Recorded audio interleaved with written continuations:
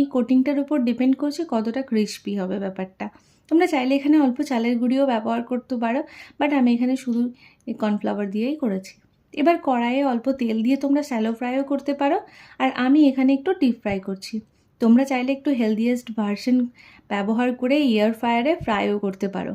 যেহেতু আমি এটা স্ন্যাক্সে খাবো, তাই ডিপ ফ্রাই করার মজাই এক আলাদা।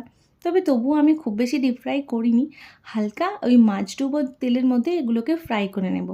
আর আঁচটাকে অবশ্যই মিডিয়াম টু লোতে রেখে খুব সুন্দর করে ফ্রাই করব, যাতে যে হাফ আমি ফ্রাই করেছিলাম সিদ্ধর সময়, যে হাফ সিদ্ধ হয়েছিল সেটা এই ফ্রাই করার সময় ফুল সিদ্ধ হয়ে যাবে।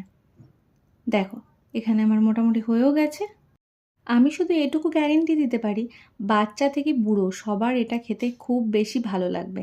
এটা আমার মেয়েকে আমি টিফিনে মাঝে মধ্যে দিই, আর টিফিনটা যখন দেখি পুরো টিফিনটা খালি হয়ে বাড়ি আসে।